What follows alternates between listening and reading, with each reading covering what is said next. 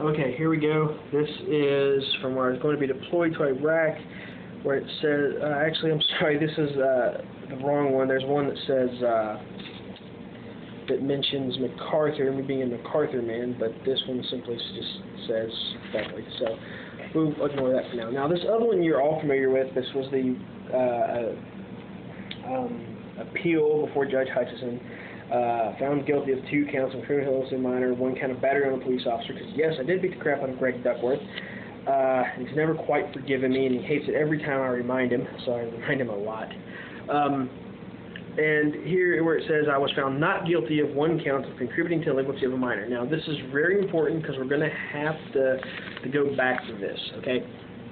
What we're going to do for right now is we're going to look at something. This was the original warrant, the very first warrant for my arrest I've ever had on me. P.O. Box 597, MacArthur, West Virginia. Keep in mind, MacArthur.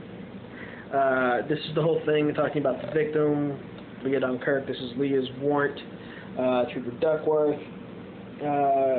This was done about February of 2006, and it really doesn't matter. Now, what's important is this right here. This is the warrant for Ashley Redden, in which case, again, MacArthur man. There's the case number, and again, Gregory A. Duckworth, signature. When we get down to the actual issue of arguing with this, now there's a really important thing to mention. If you look at this, he says November 12th. When you look on this other one here, it says November 12th. When you get down to the actual thing that's here for Leah Kirk, it says October 12th. When we get over here for, he also says that went to the home of Ashley Redden at Scott Ridge Road. But the previous warrant refers to it as her friend's house, Leah Kirk, on Scott Ridge Road. So it plays an interesting interesting little thing, and then there's this whole mention of alcohol and pills and everything else was mentioned this. Now, it gets really interesting as well, because then we go talking about how he spoke to Ashley April 10th, 2006. Thursday got a call from her mother alleging some sort of stalking charge for April 20th, and then right along later on that same April 20th, 30 minutes later, he gets called by FBI agent Mike Yancic. Now, this is the FBI agent who does not exist, from the Beckley field office, who said that I was going to kill Trooper Duckworth, that I wanted to file a complaint against him. Now, that's interesting in and of itself, because now we're talking about a police officer who's trained in investigation. He's supposed to be a professional, but he doesn't know the difference between October and November. Doesn't know who lives on what road. Seems a little bit flustered. Could be a little bit scared of what I told him about what Ashley had told me. And it sounds really bad with pills and alcohol being involved, and like I should have been charged with something other than simply, delinquency to a minor. But bear in mind, while we're all thinking that sounds horrible and I'm such a bad person, remember, one of those counts of delinquency was removed. I was found not guilty. See, right there. So we have to ask, why? Now, when we go looking at the present little thing for all this, what we find is the criminal complaint by Trooper Moore. There's his name, signature, and everything else. Oh, and let me show you all this. The sugar pack is covering up a security number. When we get up here, it's P.O. Box 597, MacArthur. I'm a MacArthur man. They mentioned that there's this whole thing about alcohol, and they mentioned I attempted to rape her and alcohol, and was convicted of contributing to delinquency of a minor, but they don't mention the fact that one of those convictions was removed. So it kind of comes into question about what else going on. There's a mention of things starting on January 2010, and there's this whole mention of text messages. Now, those text messages mention New Year's, but nothing starts off until January 26, 2010. Bear with me, because this isn't meant to be concrete evidence. This is just meant to point out an applicable fact that anyone with common sense is going to need to know to deal with this. Now, I'm from MacArthur. Ashley Redden is claiming that while she was at work at the Walmart in MacArthur, which is across from the post office in MacArthur where I get my mail, and yes, she does state she worked at Walmart in MacArthur, West Virginia. Now, I have a question for all of you females out there. Which one of you is going to work in a place that you know is going to be frequented by a guy who attempted to rape you, allegedly? Please, someone. Anyone. And then this here it is, following the same codes, go back to simply that whole affair. And then, well, questions do arise. Now, here we have this whole issue with Trooper Moore. Bear in mind, I'm from MacArthur. She got a job in MacArthur. Seems odd and strange and stalkerish, but wait, there's more. What we get into is this. Here's a screenshot. Big whammy. This is a screenshot of Ashley Redden's Facebook. I got this from Jessica Lilly, and it says housekeeper at Quality Inn. Quality Inn is on Harper Road. There is not one in Beaver or Grandview or anywhere else. You can Google it and find it, and there's only one on Beckley. It's attached to a bar called Morgan's, where my best friend's aunt used to work. And it shows right here that Ashley Redden is from Grandview, West Virginia. So why go all the way to MacArthur, to the place where you know the guy who tried to rape you gets his mail and work in the store he constantly frequents, and then turn around and when you find out he's living in Harper Heights, get a job on Harper Road, when you find out that he's, you know, occasionally at Morgan's because his best friend's aunt works there, you get a job at the hotel attached right next to it if you're not stalking him. Now, here's something to bear in mind, because this gets really interesting. This is from Christine Keller, the prosecutor of Raleigh County. The court date was scheduled for October 26, 2011. This is the same day that we were supposed to go to court when the second search warrant was filed. Ironically, came up before Mingo Winters. And so on October 26, 2011, we had to cancel court. It was actually filed October the 11th down here by Christine Keller because Trooper Moore had a doctor's appointment he could not break. And this gets even better. The same numbers. Actually, this includes the additional ones. But what we get into is that a certificate of service from my attorney, Mingo Winters, for motion to suppress evidence. Now, why we want to suppress the text messages when the text messages point towards New Year's and there's a 26-day gap, I don't know, except we've already seen issues with my attorney and questionable things like filing motions to,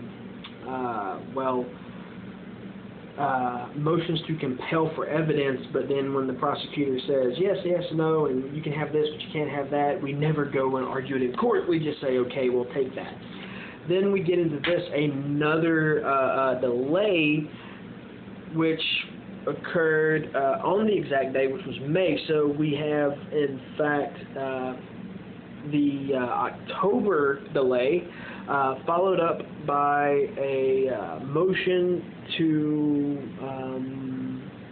suppress evidence, which was actually filed in March, and then April, May comes along, we're supposed to go to court, and we can't go to court anymore because some excuse from Trooper Moore. Now, that raises a very, very interesting whole little sidetrack of information. But we're going to get into something really important because it goes right immediately back to this. Not found guilty of one count of contributing to delinquency of a minor. Now, let me make my point.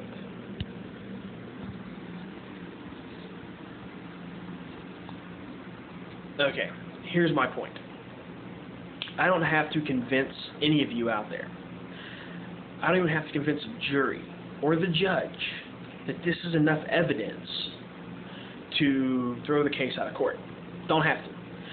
What I do need to point to is that this is a guaranteed showing of enough circumstantial evidence to show that we need that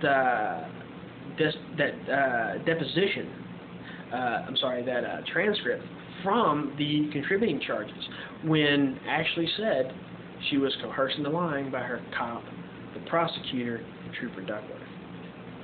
See, for what most of you don't know, I spent a little bit of time doing some investigation. Now, yes, Deputy Jason Redden, who was good friends with my uncle, Thomas Keller, who claims that we're somehow related to Christine Keller, and that Christine Keller does special favors for him, who is caught on record under oath giving a complete opposite story of what's on the search warrant that originally took the computers, comes into this whole huge affair that he's best friends, or claims to be really good friends with Deputy Jason Redden. Now, that gets really interesting because when we go looking at that whole affair, Deputy Jason Redden is blood related to both Ashley Redden and Trooper Williams. Trooper Williams is Trooper Duckworth's partner and his brother-in-law. Then you want to add to that Trooper Duckworth, in a publicly stated thing in a West Virginia magazine concerning that little band of his, Taylor Made, has attended the same church as the Kirks on Scott Ridge Road. In addition to the fact that Nelson Redden Road connects directly to Scott Ridge Road off of Table Rock Road, which right there on Grandview Road, going right on down by Grandview, you hit that little loop that goes all the way around. It gets even more interesting that Trooper Duckworth lives on Brianna Lane, which is 2.8 miles from the middle of Table Rock Road. Has also attended the same church as Ashley and the others out there on Table Rock Road. Means he lives less than 3.5 miles from Ashley Redden, and probably less than, let's say, 6 or 7 miles from the Kirks. Look at the discrepancies in evidence, the inability to keep dates and facts straight, falsified FBI agents. You come into asking a question, not so much about his moral character, but simply his basic ability to do his job. Then you come into this fact of this one little document right here for Judge Hutchison.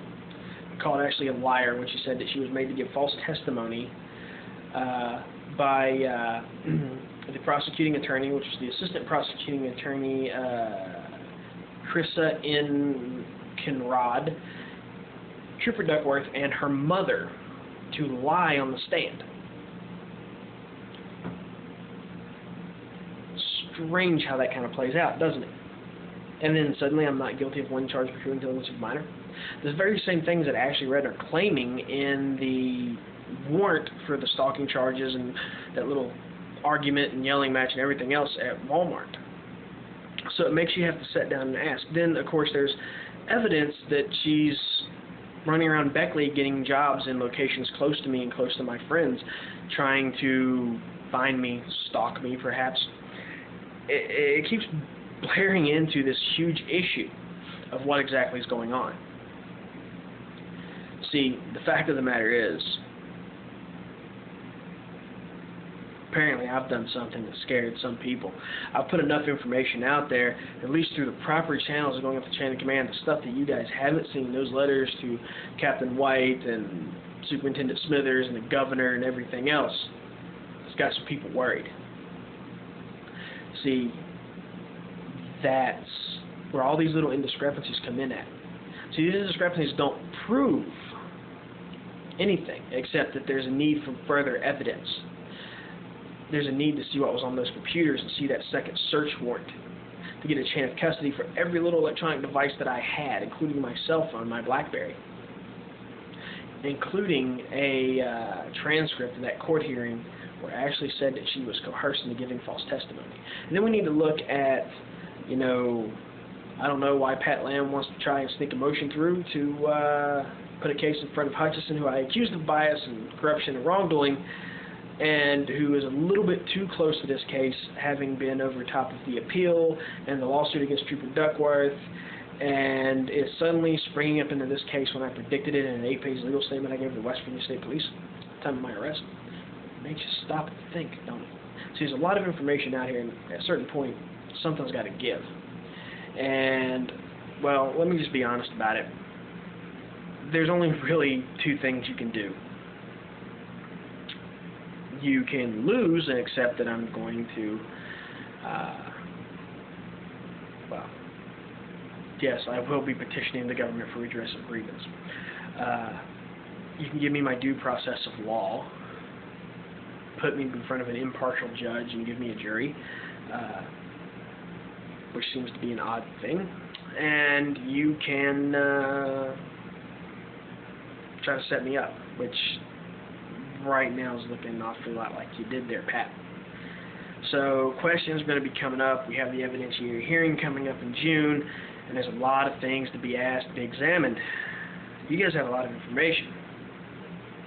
Tiny little USB drive. But I want to start looking into it.